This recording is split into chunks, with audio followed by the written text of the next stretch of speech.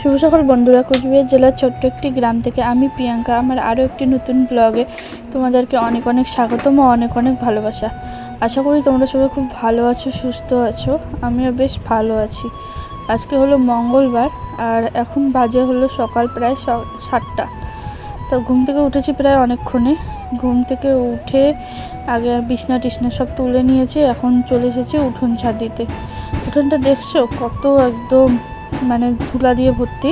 আর শ্বশুর মশাই এখন উঠলো ঘুম থেকে। শাশুড়ি মা তো নেই বাড়িতে।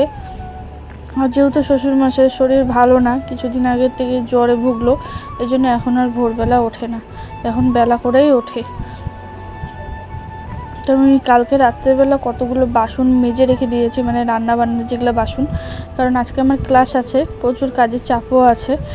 তা এই জন্য রান্নাবান্নার বাসনগুলো সব মেজে রেখে দিয়েছি, ওগুলো আর কোনো বাসন টাসন নেই। তো ওকে বললাম তুমি একটু গোবরটা ফেলিয়ে দাও, তো গোবরটা ফেলে দিছে।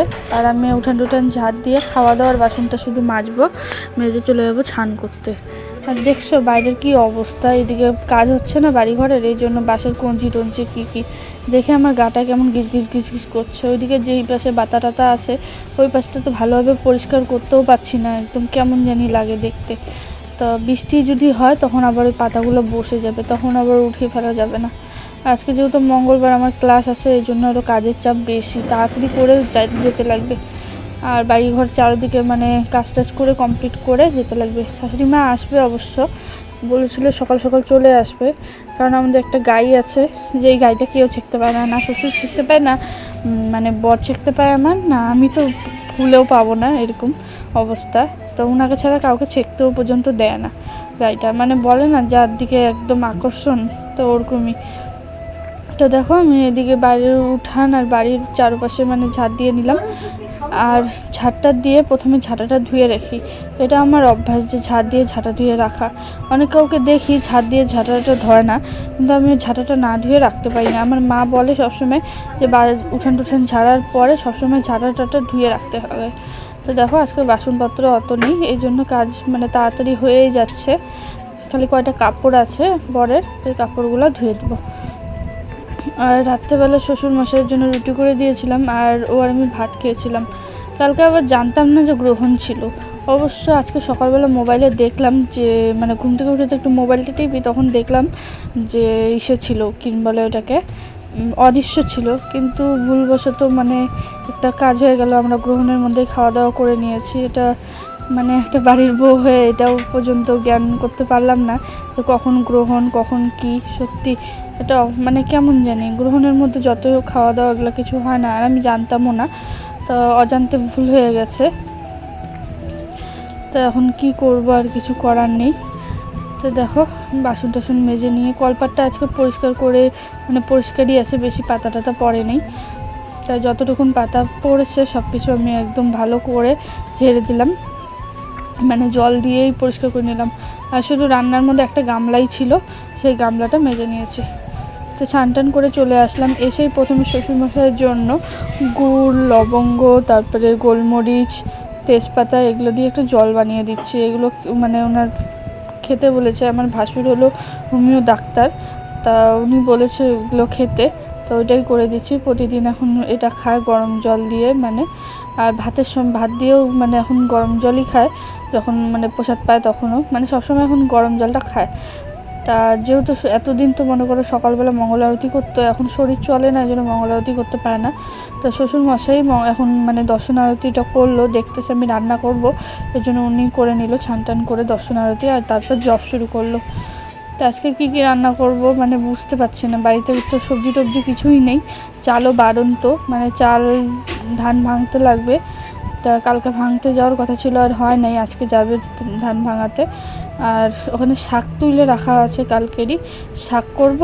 আর আলু আছে প্রচুর, নিজেরই জমির আলু, এই সিজনটা না খুব রাগ ওঠে, আর কোনো সবজি থাকে না, এই আলু থাকবে আর শাক থাকবে, আর প্রতিদিন আলু আর শাক কার না ভালো লাগে। আর আমাদের বাড়িতে এমন হয়েছে কেউ ডালটা পছন্দই করে না, মুগের ডাল পছন্দ করে না, ঠাকুরকালের ডাল তো খাবেও না, কারণ ঠান্ডা, এই জন্য মানে কাশি টাশি হয়েছে, এই জন্য ঠাকুরকালের ডাল খাবেও না। তা আজকে টিন আনার কথা ছিল, কিন্তু আর আনলো না, আর আজকে কামলাকে না করে দেওয়া হয়েছে, যেহেতু আমিও বাড়িতে থাকবো না। শাশুড়িমা কখন আসে না আসে, আবার রান্নাবান্না কে করবে, আর আমারও ক্লাসে যেতে লাগবে, এতদিন ধরে ক্লাসে যাইনি, আজকে আবার ক্লাসে নোট দেওয়ার কথা, তার জন্য ক্লাসে যেতেই লাগবে। প্রায় 2 সপ্তাহের মতন আমার ক্লাস মানে বন্ধ গেছে, জানো বাড়িতে মানে ওই বাড়িতে ছিলাম, ওই পরিস্থিতির মধ্যে কারি বাবা ভালো লাগবে ওই মন মেজাজে ক্লাসে যাওয়া। তো দেখো আলু ধুয়ে এনে আলু বসিয়ে দিচ্ছি, আলু সিদ্ধ করে নিচ্ছি।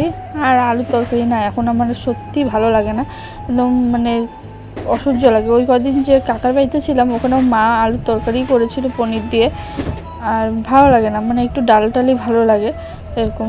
আর এই দিনে একটু লেবু ছাড়া আবার ভালো লাগে না। বরকে বলেছিলাম যে লেবু এনে দিতে, ও এনেছিল কয়টা লেবু, কিন্তু একবারে মানে লেবুগুলোর রস নেই না, একবারে মনে করো একটা গোটার লেবু আমার একারই লাগে, এরকম অবস্থা। তো যাই হোক গুড় জলটা দিয়ে দিলাম শ্বশুরমশাইকে খাওয়ার জন্য, আর মুড়ি বিস্কুট দিয়ে দিলাম, উনি এখন ওইটা খেয়ে নেবে। আর আমি তাড়াতাড়ি করে এদিকে ভাত হতে হতে আমার মনে করো আলু সিদ্ধ হয়ে যাবে।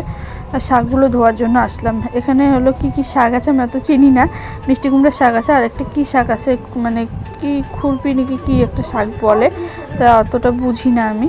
তা যাই হোক শাকগুলো ভালো করে ধুয়ে নিচ্ছি। আর যে জায়গাটায় রান্না করি না ওই জায়গাটা না প্রচণ্ড মশা, যখন রান্না করতে যাই একটুখানি মানে বাসনপত্রগুলো নড়লে পরে কি মশায় একদম ভর্তি হয়ে যায়, এই জন্য আর ভালোভাবে ধুতে লাগে। এটা দেখো আমার শাকটা ধোয়া কমপ্লিট। আর শাকটা মানে আমার কি বলো তো, এই শাকগুলো না গ্যাদগেদা হয়, বেশি গ্যাদগেদা শাক ভালো লাগে না। আর পাট শাকও দিন আসছে এখন, তাই এই শাকগুলো অতটা মানে ভালো লাগে না, পাট শাকটাই ভালো লাগে। এদিকে শ্বশুরমশাই বললো জল ভরে দিতে, 1 বোতল জল দিয়ে দিলাম। তো দেখো রান্নাবান্না কি করেছি, এখানে আছে হলো পাঁপড় ভাজা, পাঁপড় ভাজছি, আর শাক করেছি, আর এই যে আলুর তরকারি। তো এটা দিয়ে আজকে ভগবানকে নিবেদন করব প্রসাদ, তারপরে আমরা সবাই মিলে প্রসাদ পাবো। আর এদিকে টিফিন বাটি টাটি সব রেডি করে দিয়ে এসেছি, ও আসতে পারে খাওয়া দাওয়া করে বের হয়ে যাব। তো বন্ধুরা আবার অনেকক্ষণ পরে তোমাদের সামনে আসলাম। আজকে হলো ক্লাসে একটুখানি ভিডিও করছি, এখন ক্লাস শেষের দিকে। এটা হলো আমার এক বান্ধবী, দিদি করে ডাকি, মৌদি করে। তা আমাদের ক্লাস শেষের দিকে সবাই বের হয়ে গেছে, আমি আর আমার আরও 2 বান্ধবী বাকি। একটা ভিডিও শ্যুট করেছিলাম আরও বান্ধবীর সাথে, কিন্তু সেটা দেখছি ডিলিট হয়ে গেছে। আর এখন ক্লাস থেকে বের হয়ে যাব আমরা। তা আজকে স্কার্ট করানো হলো, মানে আমি স্কার্টটা করি নাই, টিউনিকটি করি নাই, তা আজকে স্কার্টটা করলাম। তো এখন যাব হলো বাড়ি, মানে বাজার যাব, তারপর বাড়ি চলে যাব। তা বাজারের দিকে যাচ্ছি, তা দেখলাম এই একটা পুতুল কি সুন্দর দেখো হ্যালো করছে, এখানে কিসের একটা দোকান আছে। তা এখন সোজা যাব, আমরা 3 জন আছি। একটা ভিডিওটা ডিলিট হয়ে গেছে, নাহলে দেখতে পারতে তোমরা। তো যাই হোক বাড়িতে এসে খেতে বসে পড়েছি, দেখো কি দিয়ে, কাঁঠালের তরকারি, মিষ্টি কুমড়া ঘন্ট আর ভাত। তো যাই হোক ব্লগটা এখানে শেষ করছি, ভালো লাগলে অবশ্যই লাইক কমেন্ট শেয়ার করে দিয়ে সবাই ভালো থাকো সুস্থ থাকো, বাই বাই।